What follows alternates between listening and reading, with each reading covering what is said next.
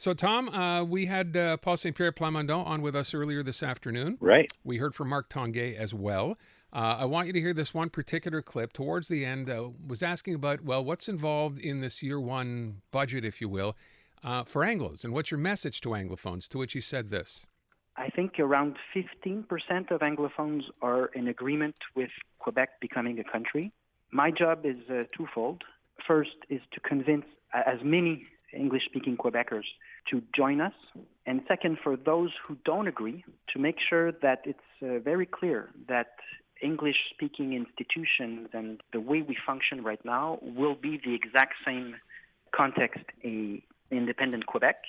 Okay, kind of a general answer. When I drilled down a little bit and said, well, what about if you come here, from a foreign country, from another province, and what will be the idea as far as being able to educate your child in English? Will that continue to be the case? And his answer was, well, we're not quite there yet. We don't know, but we will have a chapter on English in our blue book. So we'll get back to you later. We'll fill you in on that. So what'd you think? Well, let's take a step back and use your final reference there to a blue book to admit one thing about Paul St-Pierre Plamondon. I think he's being quite well advised, and I think I know some of his advisors. But I also think that he's pulled off a masterful coup, the same way François Legault pulled off something unique in Quebec political history. I mean, from one day to the next in political terms, he created the Coalition for the Future of Quebec, the CAQ, and he's won 2 majority mandates in a row. It is an unprecedented feat. What we're seeing with Plamondon is, he came in, and there was a grand total of 3. So there was him and 2 other PQ MNAs, and he said he wasn't going to swear fealty, he wasn't going to swear allegiance to King Charles III. And Legault and everybody else tutted him, saying, no, you got just suck it up. This is what you got to do. This is part of the game. You just got to say that you're going to swear loyalty to the king. And he said, no, I will not. And everybody thought he was going to fold, that he would give in at some point, and he wouldn't give in. He stuck to his guns. And that's the guy that we're learning a little bit about. That's the guy who said, by the way, I'm going to come up with budget de l'an 1, the budget for the first year of an independent Quebec. And everybody howled with laughter, saying, don't you remember anything about history? Jacques Parizeau tried that even before the PQ formed its first government. It was a total disaster. The same thing got tried again, and it was a disaster. Why would you even stick your head into that target so people could throw cream pies at you?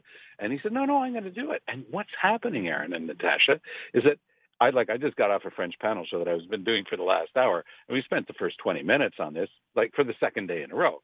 So he's pulled off a masterful coup in terms of getting people to talk about his subject. And in that part of it, part of the goal in politics is to pull off just that sort of thing. We were talking earlier about the fact that the Liberals immediately seized upon this to say, we're your only choice. We're the only federal party. So if you don't want to separate, you're stuck with us. We're your only option. And then I was like, but you know what? He's talking to Anglophones in a way that no government is really right now. He's saying, hey, we want you, and there's a place for you in a sovereign Quebec. Do you believe what he's selling? Are you buying what he's selling? No, exactly the right question. And the answer is, of course not, because for me, this is Groundhog Day.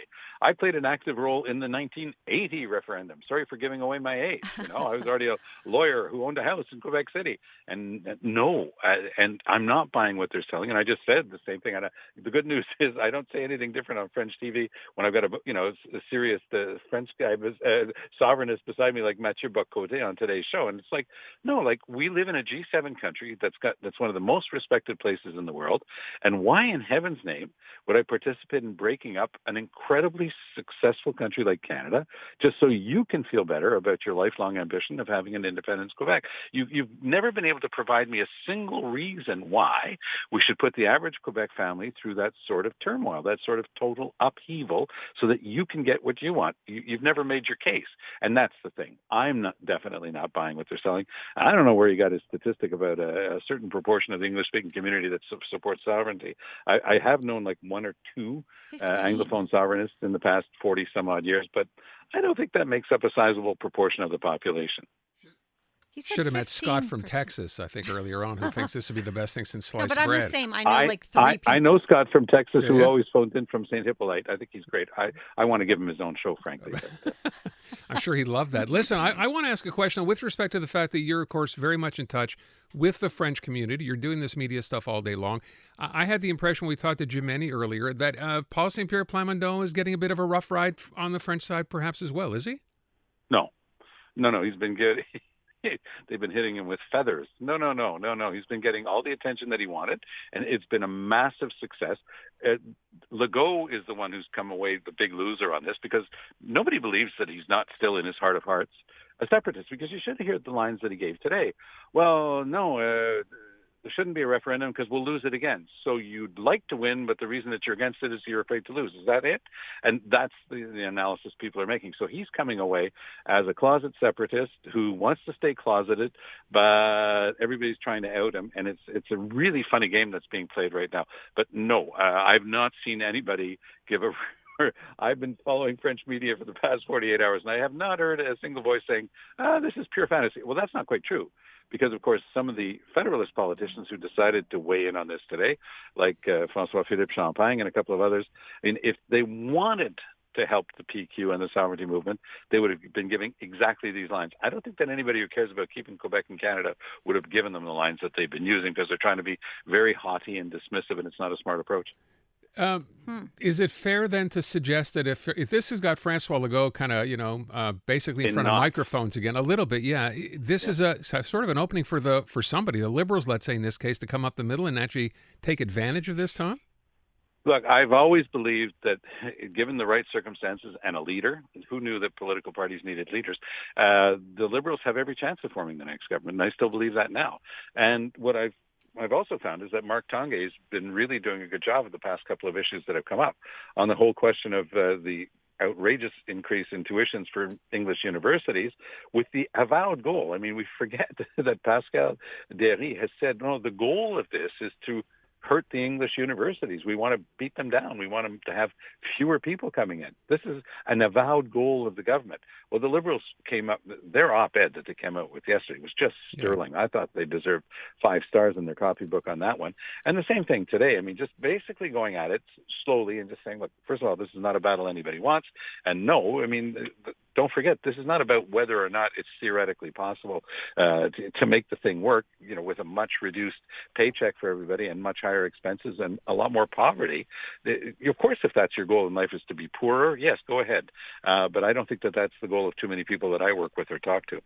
How's this story going to end? I'm asking you to look into your crystal ball, because I feel like it's constantly evolving, and the tuition thing, I feel like we said, Legault is in the corner. Is something going to give?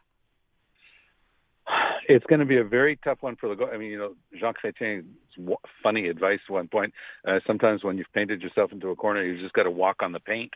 I think this university thing is such an embarrassment. I've been following it in English Canada, when senior commentators like Paul Wells, people who are respected on both sides, Chantal Hébert, another one, just like pummeling Legault on this and just completely exposing their fake arguments. Oh, this is about protecting French because we hear too much English in the streets. Think about that for 1 second. You have a government officially complaining and coming up with policies because they don't like the language that they hear spoken in the streets. It is bonkers. There is zero research to prove that the existence of people in English universities is hurting the French language in Quebec, and yet this is the type of thing in Quebec. You don't even have to have research. You don't even have to have facts. All you have to do is affirm it. For example, on the question of tuitions and the English minority and the English school boards and Bill 40 and Bill 96, the minute you talk about any of that stuff, you get this automatic reaction, which is, the English are the best treated minority in the world, which is not even something that's ever been analyzed. But once that statement's been made, it's supposed to just shut you up, and there's not supposed to be any more discourse about it. Well, yeah, let's have facts. Like 95% of the population in the Greater Montreal area can carry out a conversation in French. That's good news because it's never been higher. Tom Mulcair, back tomorrow morning with Andrew Carter at about 7:40 a.m. Tom, thanks so much.